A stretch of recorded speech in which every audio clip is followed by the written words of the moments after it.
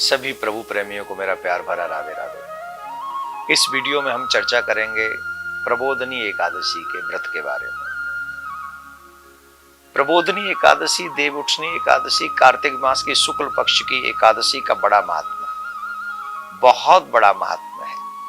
इस दिन भगवान नारायण अपनी निद्रा का त्याग करते हैं, जो कि पिछले 4 महीनों से वो विश्राम कर रहे हैं। धर्मराज ने कहा, महाराज आपने मुझे कार्तिक मास की बड़ी सुंदर कथा सुनाई है, मैं आपसे सविस्तार सुनना चाहता हूं। कृपा करके आप मुझे बताएं कि कार्तिक मास के शुक्ल पक्ष की एकादशी के विषय में मैं जानना चाहता हूं।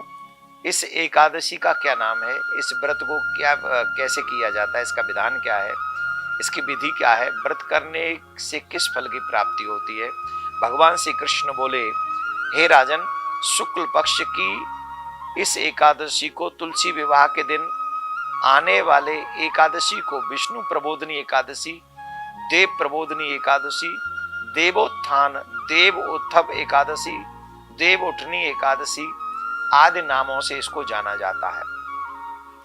एक राजा की भी कथा आती है। जो राजा था वो बहुत धार्मिक था और बड़ा एकादशी का व्रत किया करता था, परंतु वो राजा इतना बड़ा एकादशी का प्रेमी था, पशुओं को भी अपने राज्य में अन्न नहीं खाने देता था एकादशी के दिन।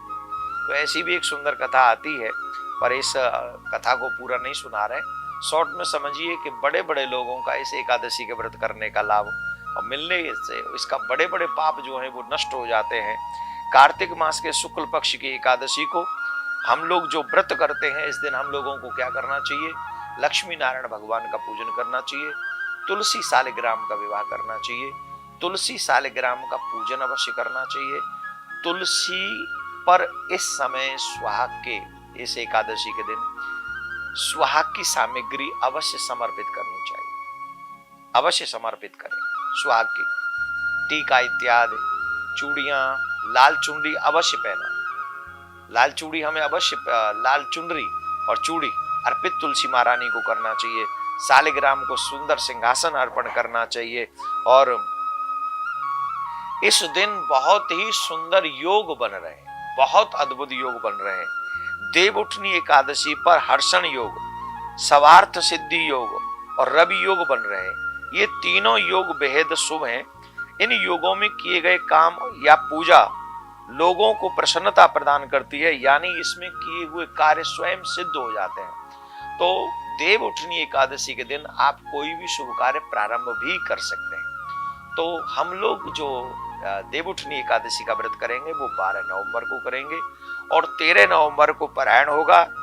एकादशी पारायण सूर्योदय के पश्चात, सूर्योदय होगा 6:35 पर और व्रत पारायण होगा 6:35 से 8:40 तक हम एकादशी का पारायण कर सकते हैं।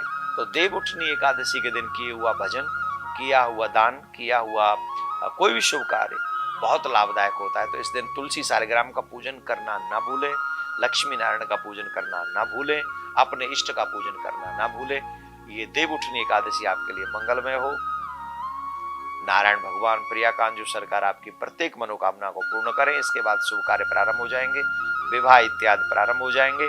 तो जिन जिन लोगों के परिवारों में विवाह है, उन सब के लिए शुभ मंगल कामनाएं हैं कि आपके बच्चों का परिवार खूब अच्छे से बसे और उनका आने वाला भविष्य बहुत अच्छा हो। राधे राधे।